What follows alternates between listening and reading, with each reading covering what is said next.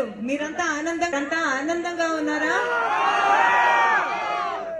మీ అందరిలో ఆనందం ఉత్సాహం చూస్తూ ఉంటే నేను తెలుగుదేశం పార్టీ గత 5 సంవత్సరాలు చేసిన కార్యక్రమాల గురించి కొంచెం మాట్లాడాలి.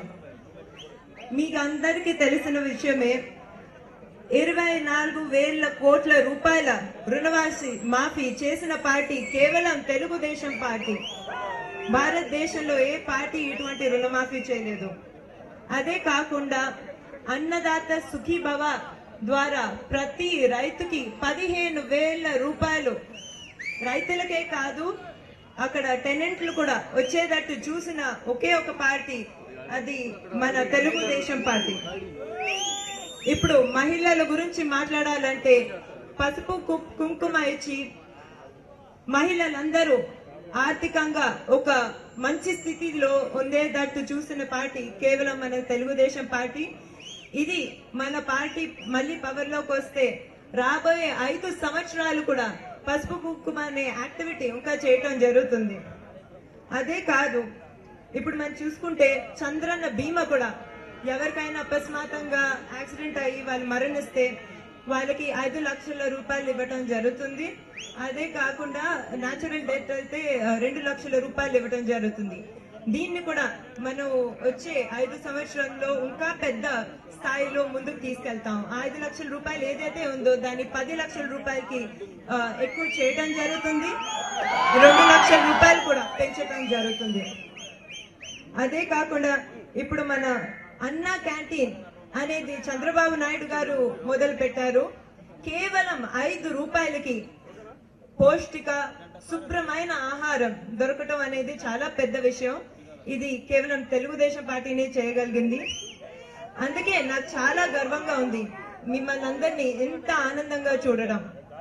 ఇప్పుడు తెలుగుదేశం పార్టీనే కాకుండా మీ టీడీపీ ఎమ్మెల్యే క్యాండిడేట్ నాలా లోకేష్ గారు కూడా కేవలం 2 సంవత్సరాల్లో మన గ్రామీణ అభివృద్ధి మంత్రిగా ఎంతో చేశారు. ఇప్పుడే మేడం గారు చెప్పినట్టు 24,000 కిలోమీటర్ల సీసీ రోడ్లు కూడా వేయటం జరిగింది. ఈ గ్రామంలో కూడా వేయటం జరిగింది. అక్కడక్కడ నేను కొన్ని ప్రాబ్లమ్లు చూస్తున్నాను, అది కూడా చేస్తాం మేము ఎలక్ట్ అయిన తర్వాత.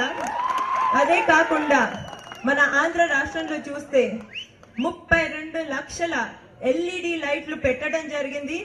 ఈ గ్రామంలో కొంచెం తక్కువ చూస్తున్నాను, ఇది కూడా చేయటం జరుగుతుంది తప్పకుండా ముందు. అదే కాకుండా జల ద్వారా ప్రోగ్రాం ద్వారా తాగునీటి ప్రతి ఇంటికి ట్యాప్ ద్వారా వచ్చేలా చూస్తాము, అది మా ప్రామిస్. అదే కాకుండా ఇక్కడ ఎమ్మెల్యే కాకపోయినా కూడా ఒక ఐటీ మినిస్టర్ గా నారా లోకేష్ గారు ఆల్రెడీ 42 కంపెనీలు తీసుకుని రావటం జరిగింది. దాని ద్వారా 3,500 జాబ్లు కూడా రావటం జరిగింది. మంగళగిరి నియోజకవర్గం క్యాపిటల్ రీజియన్ లో ఉంది కాబట్టి ఇక్కడ ఇంకా సంస్థ తీసుకొచ్చి 15,000 జాబ్లు కూడా క్రియేట్ చేయటం జరుగుతుంది. అదే కాకుండా ఆల్రెడీ గత 2 సంవత్సరాల్లో దగ్గరగా 40 కోట్ల రూపాయల వర్కులు కూడా ఇక్కడ ఇవ్వటం జరిగింది. కేవలం ఒక మినిస్టర్ గా ఇంత పని చేస్తే ఈ గ్రామానికి లోకేష్ గారు మీ ఎమ్మెల్యే అయితే ఇంకా ఎక్కువ పనులు చేస్తారు. మీరు ఆలోచించవచ్చు ఏ స్థాయికి మనం మంగళగిరిని తీసుకెళ్లొచ్చు. ఇక్కడ నాకు ఇప్పుడే తెలిసిన ప్రాబ్లం ఏంటంటే లిఫ్ట్ ఇరిగేషన్ పంటల కోసం ఇక్కడ సరిగా లేదండి. అది కూడా 50% చేయడం జరిగింది. ఒక రాబోయే కొన్ని నెలల్లో లోకేష్ గారు మీ ఎమ్మెల్యే అయితే ఆగస్ట్ కల్లా దీన్ని 100% పూర్తి చేయడం జరుగుతుంది. మీకు నీరు అందించేలా కూడా మేము తప్పకుండా చూస్తాం. అదే కాకుండా మన ఇక్కడ ఇంతకు ముందు మాట్లాడుకున్నాము చేనేత పరిశ్రమ ఎంత పెద్దదో, కానీ వాళ్ళు ఇంత మంచి అద్భుతమైన చీరలు ఇంకా వేరే పదార్థాలు చేసినా కూడా దానికి సరైన మార్కెటింగ్ ఇప్పుడు దాకా జరగలేదు. వీళ్ళందరికీ మంచి మార్కెటింగ్ వచ్చి వాళ్ళ ఆదాయం పెరిగేలాగా చూస్తాము. అదే కాకుండా మనం ఇంతకు ముందు స్వర్ణకారుల గురించి కూడా మాట్లాడామండి. వాళ్ళ ఆదాయాలు కూడా ఎలా పెంచగలుగుతామో చూస్తాము. దుబాయ్ లో ఉండే గోల్డ్ మార్కెట్ లాంటిది ఇక్కడ కూడా ఒక టూరిస్ట్ అట్రాక్షన్ లాగా మంగళగిరిలోనే బయటికి వెళ్ళే అవసరం లేకుండా ఇక్కడే స్థాపించడం జరుగుతుంది. అదే కాకుండా ఇప్పుడు మన మైనారిటీ ముస్లింలు ఎవరైతే ఉన్నారో వాళ్ళ పిల్లలకి విద్య వచ్చేటట్టు చూస్తాం. అదే కాకుండా వైద్యం కూడా చాలా ముఖ్యం. అదే కాకుండా వాళ్ళకి స్వయం ఉపాధి ఆపర్చునిటీస్ ఇవ్వడానికి కూడా బ్యాంక్ లోన్లు అవన్నీ ఇవ్వడం జరుగుతుంది. బ్యాంకుల ద్వారా కాకుండా గవర్నమెంటే డైరెక్ట్ గా లోన్లు ఇవ్వడం జరుగుతుంది. ఇక్కడ నేను అర్థం చేసుకుంది ఏంటంటే పట్టాల ప్రాబ్లం కూడా కొంచెం పెద్దగానే ఉంది. ఆ ప్రాబ్లం లో కూడా లోకేష్ బాబు వెళ్ళి దానికి సమస్యలు పరిష్కారాలు వచ్చేటట్టు చూస్తారు. అదే కాకుండా హౌసింగ్ ప్రాబ్లం కూడా ఉందండి. ఇక్కడ ఖచ్చితంగా అపార్ట్మెంట్లు కూడా కట్టి ఉచితంగా రాష్ట్ర వ్యాప్తంగా చేసినట్టు ఉచితంగా ఇవ్వటం జరుగుతుంది. అదే కాకుండా మీరు ఒక నియోజకవర్గానికి స్పెసిఫిక్ గా ఒక మేనిఫెస్టో అనేది ఎప్పుడైనా విన్నారా?